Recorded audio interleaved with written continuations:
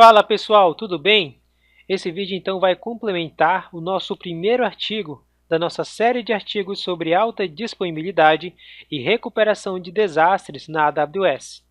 Nesse vídeo então nós vamos configurar um balanceador de carga sobre duas instâncias do Amazon EC2, que são os nossos servidores virtuais. Cada um deles vai estar em uma zona de disponibilidade diferente. Então estou aqui no painel inicial do Amazon Web Services. Aqui debaixo da seção Compute, eu vou clicar em EC2. E aqui nós vamos clicar na opção Launch Instance, que é onde nós vamos criar um novo servidor virtual. Então o primeiro passo vai ser a gente escolher um modelo que contém configurações de software que a nossa instância vai se basear. Então pode ser uma imagem do sistema operacional, pode ser um servidor de aplicações com uma aplicação já pré-configurada. Então eu vou escolher aqui a imagem do sistema operacional Ubuntu Server, tá? Então a gente vai simular aí a criação de um servidor web Linux, tá? Debaixo de um balanceador de carga. Então basta selecionar clicando em Select. Então aqui tipo de instância onde nós vamos definir as configurações de hardware do nosso servidor virtual. Então várias combinações aí de CPU, de memória, de armazenamento, de redes que a gente pode escolher para nossa instância. A gente vai escolher aqui o tipo T2.micro. Por quê? Aqui você pode verificar abaixo que tem uma opção chamada de Free Eligible, quer dizer, uma marca Free Eligible. Isso significa que esse tipo de instância está dentro do nível gratuito de utilização da AWS. A AWS ela te dá até um ano, tá, para você testar os seus recursos com algumas limitações. Então, por exemplo, uma das limitações é o tipo de instância. Então, para que você não tenha nenhum custo adicional realizar esse laboratório conosco, nós vamos então utilizar aqui o tipo T2.micro. E agora vamos configurar detalhes da nossa instância. Aqui então é onde a gente vai definir alguns detalhes de configuração da nossa instância. Então aqui em número de instâncias nós vamos deixar como 1. E aqui em Network e Subnet é onde a gente vai realizar a nossa jogada, vamos dizer assim. Então todo servidor virtual é associado a uma rede virtual para conectividade. Por padrão a Amazon já te dá uma rede virtual padrão, que é a default. E dentro dessa rede virtual a gente tem o que? Subredes. E cada subrede dessa se encontra em uma zona de disponibilidade diferente. Então, ao escolher uma subrede, eu vou estar atribuindo o meu servidor a uma zona de disponibilidade. Então, eu vou definir aqui para esse servidor a zona 1C. Lembrando que eu estou aqui na região de São Paulo. As outras opções a gente vai deixar como padrão. Não vai ser o nosso foco a gente explicar por detalhes a criação aqui das instâncias do Amazon EC2. Mas o nosso foco aqui é mostrar como criar as instâncias, cada um em uma zona de disponibilidade diferente.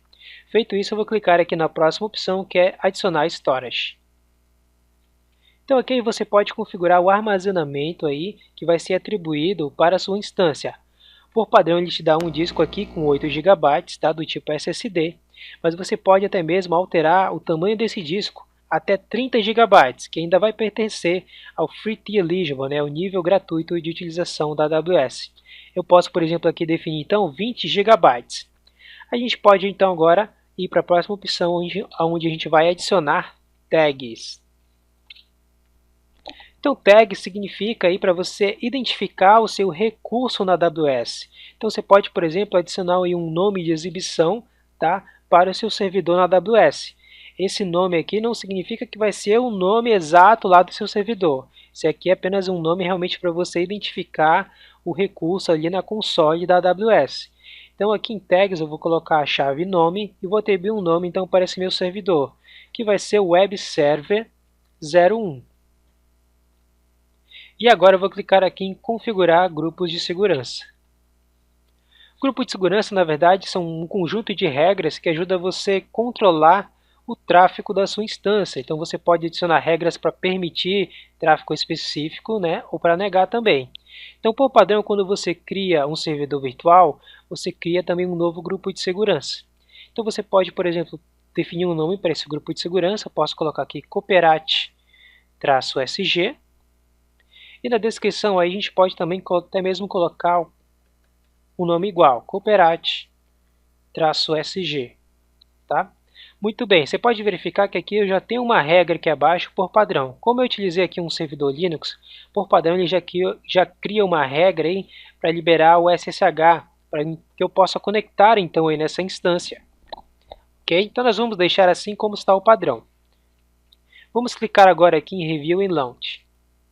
Você pode verificar que ele te dá um alerta aí, falando que o seu grupo de segurança não está das melhores práticas, mas tudo bem, não é o foco agora.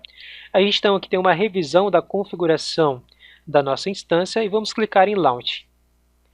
Então aqui a gente pode escolher uma key pair ou criar uma nova key pair. O key pair nada mais é que consiste de uma chave pública, que a AWS armazena, e uma chave privada, que fica com você. Então, junto, essas chaves permitem você conectar na sua instância de forma segura. Então, eu vou escolher uma chave que eu já criei aqui, criei a Cooperate. Mas também você pode aqui, vir aqui e criar uma nova key pair. E basta atribuir um nome para essa key pair e fazer o download. Eu já tenho aqui, tá? Vou escolher uma chave key pair que é a Cooperate. Então, eu vou colocar aqui que eu tenho consciência que eu preciso dessa chave para acessar a minha instância.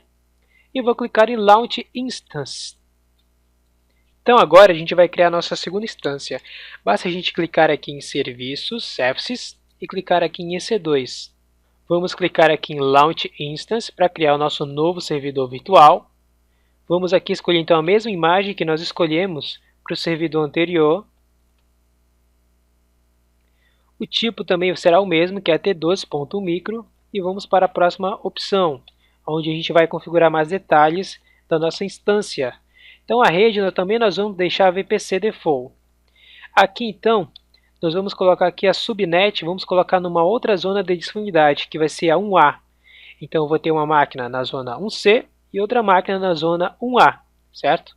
Então todas as outras opções nós vamos deixar aí como padrão. Eu posso vir aqui já direto em clicar em revisar e executar.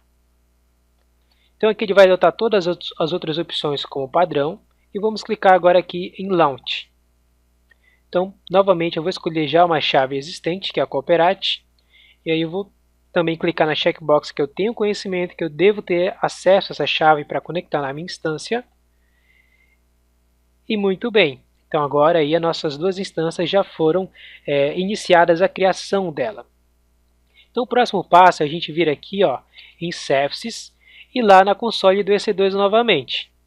E você pode verificar aqui já no painel inicial que eu tenho aí duas instâncias em funcionamento. Então posso clicar aqui. Então nesse exato momento você pode verificar que eu tenho duas instâncias aqui, criadas. Uma está inicializando e a outra já está em modo de funcionamento. Então vamos aguardar enquanto a outra instância finaliza para a gente dar continuidade aqui à nossa demonstração. Muito bem, então nossas instâncias já estão em modo de funcionamento, tá? Você pode verificar então que cada instância está atribuída a uma zona de disponibilidade diferente. Vamos apenas aqui adicionar uma tag para essa nossa instância. Vamos clicar aqui no modo editar e eu vou definir o nome aqui para essa instância de Web Server 02. Vamos confirmar. Agora vamos então configurar o nosso serviço de balanceamento de carga. Então você rolando a barra de rolagem aqui para baixo, você vai ver a opção Load Balancing. E aqui tem Load Balancers. Vamos clicar aqui. E aí vamos clicar aqui no botão Create Load Balancer para criar aí o nosso balanceador de carga. Então nesse primeiro momento nós vamos escolher o balanceador de carga do tipo clássico. Ele é bem semelhante ao desenho que nós mostramos no nosso artigo. Então vamos clicar aqui em Continue. Aqui então nós vamos definir o nome do nosso balanceador de carga. Eu vou colocar ILB-Cooperate. E aqui então a gente vai definir qual rede esse balanceador de carga aí vai realizar esse roteamento das requisições. Tá? Então eu vou deixar aqui a rede padrão, a VPC, e nós temos que habilitar essa checkbox aqui. Habilitar configuração de VPC, que é a nossa rede virtual, avançada. Muito bem. Aqui então a gente tem o Listener Configuration. O que significa isso? Listener, então, vem de ouvir. Então quer dizer que o balanceador de carga vai ouvir requisições dos nossos clientes através de um protocolo e uma porta específica. Então, por padrão, ele já definiu aqui o protocolo HTTP e a porta 80. E aí ele vai encaminhar essas requisições para nossas instâncias. Por onde então nossas instâncias vai ouvir as requisições do nosso balanceador de carga? Então também por padrão já definiu o protocolo HTTP e a porta 80. Vamos deixar assim. Rolando aqui mais para baixo, a gente vai ver aqui subnets. Então a gente tem que selecionar subredes que tem aí as nossas instâncias que nós vamos querer adicionar para esse balanceador de carga. Então eu vou escolher aqui a zona 1A e a zona 1C. Muito bem, feito isso, vamos clicar aqui em atribuir grupos de segurança. Esse grupo de segurança, não confunda, se refere ao grupo de segurança do balanceador de carga e não das instâncias. Então você pode verificar que eu já tenho aqui alguns grupos existentes, alguns grupos de segurança, ou eu posso criar um novo grupo de segurança, que é o que nós vamos fazer. Vou clicar aqui no botão Create a New Security Group. Então vou definir um nome para esse grupo de segurança, que vai ser o LB Cooperat-SG. E a gente vai repetir o mesmo nome aqui na descrição. Ok? Você pode então verificar que por padrão ele já criou então uma regra padrão referente aqui ao protocolo TCP e a porta 80, que é basicamente ali se refere ao nosso listener, por onde ele vai ouvir as requisições. Só que aqui em source, quer dizer origem, a gente pode definir da onde a gente quer ouvir essas requisições. Então pode ser de toda a internet, pode ser de uma rede específica ou pode ser até mesmo de um IP específico. Vamos deixar assim como é que está. Vamos agora configurar as próximas configurações. Então ele fala que a gente tem que melhorar a segurança do nosso balanceador de carga. A gente pode, por exemplo, utilizar aí protocolos como HTTPS, para proteger essa nossa configuração, mas nós vamos deixar assim como é que está por padrão, tá? Que aqui o nosso foco vai ser realmente configurar um simples balanceador de carga. Aqui então a gente vai configurar as regras de verificação de saúde para as nossas instâncias. Então o nosso balanceador de carga ele vai automaticamente executar regras de verificação de saúde para saber se nossas instâncias estão saudáveis ou não. E ele vai rotear o tráfego apenas para as instâncias que passarem nessas regras de verificação. Então aqui eu tenho três regras, que é o Ping Protocol, o Ping Port e o Ping Path.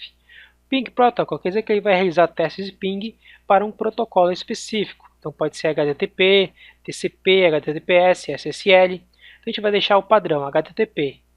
E a porta também, a gente vai realizar testes de conexão para a porta, saber se aquela porta está respondendo ou não. Então por padrão a gente vai deixar a mesma porta ali que a gente configurou nos listeners, que é a porta 80. E aqui em Ping Path ele vai verificar se um determinado diretório está acessível para assim ele determinar se aquela instância está saudável ou não. Então aqui ele me traz o index.html. Geralmente esse index.html se refere a uma página inicial de um website, de um sistema. Só que como nós não temos isso, eu vou deixar aqui apenas a pasta raiz, o barra. Aqui em detalhes avançados é onde a gente vai configurar a frequência em que esses testes vão ser realizados. Então vamos explicar cada um deles. Aqui em intervalo, você vai definir então o tempo de quanto em quantos segundos esses testes acima vão ser realizados. Então por padrão ele já te dá 30 segundos. Vamos até mesmo diminuir aqui para 10 segundos. Eu tenho aqui uma próxima opção chamada de Response Timeout, quer dizer, quanto tempo essas minhas instâncias que eu vou adicionar a esse balanceador de carga vão ter para me responder a esse teste que eu vou fazer. Então, se ele me responder, por exemplo, em 5 segundos, que é o que eu considero a um tempo adequado, então quer dizer que essa instância ela está saudável. Agora, se ele demorar mais que 5 segundos ou nem mesmo responder, então essa instância ela vai ser considerada como uma não saudável. Certo? E aqui a gente vai definir algumas regras para definir se essa instância está saudável ou não. Aqui eu tenho a primeira regra chamada de Unhealthy Threshold. Significa que eu vou definir um número de quantas vezes a minha instância não passar no teste, ela vai ser definida como não saudável. Então aqui eu estou definindo que se em 2 testes ela não passar, então ela vai ser definida como unhealthy, quer dizer, não saudável. E para ela ser considerada saudável novamente, quantas vezes ela vai precisar passar no teste?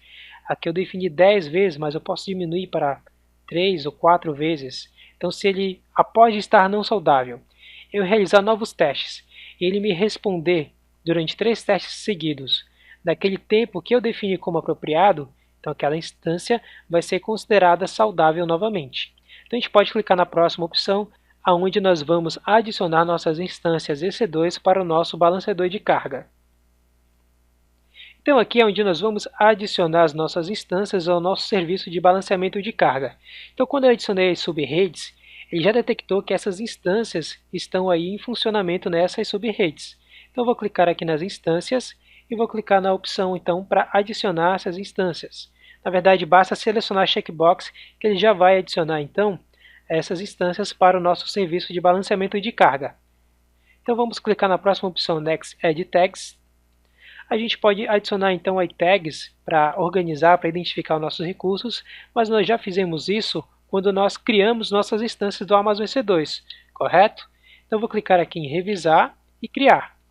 Então aqui eu tenho todas as configurações referentes ao meu balanceador de carga, e aí para terminar a criação basta eu clicar em Create. Muito bem, então nesse exato momento nós acabamos de criar um balanceador de carga sobre duas instâncias do Amazon EC2 em zonas de disponibilidade diferentes. Agora um detalhe que a gente tem que configurar para o funcionamento desse balanceamento de carga são as regras de firewall entre o balanceador de carga e as nossas instâncias. Da forma que está configurada, eles não vão conseguir se comunicar. Então como é que a gente vai fazer isso? Eu vou navegar até aqui a console do EC2, vou clicar aqui em Services, vou clicar em EC2. Vou clicar agora aqui em Running Instance. E vou selecionar aqui um desses servidores, por exemplo, Web Service 01. Vou até aumentar aqui a parte de propriedades desse servidor. Você pode verificar aqui então em Security Groups que eu tenho então um grupo de segurança atribuído, tá, a esse meu servidor. Então se eu clicar aqui em View Inbound Rule, que são as regras de entrada, você pode verificar que eu atualmente só tenho a porta 22 liberada para a entrada de tráfego nesse servidor. Mas eu preciso que a porta 80, que é da onde vai vir o tráfego roteado do meu balanceador de carga, esteja liberado também. Então eu vou clicar aqui nesse grupo de segurança. A gente vai clicar aqui, vamos até aumentar também a parte de visualização.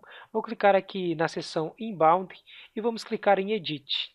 E aqui vamos clicar na opção Add Role. E aí então eu vou definir a porta aqui HTTP, certo? Só que a origem eu vou fazer diferente, eu não vou deixar ele aberto aí para a internet, né? Eu vou fazer com que apenas o tráfego que venha do meu balanceador de carga seja aceito nessa minha instância.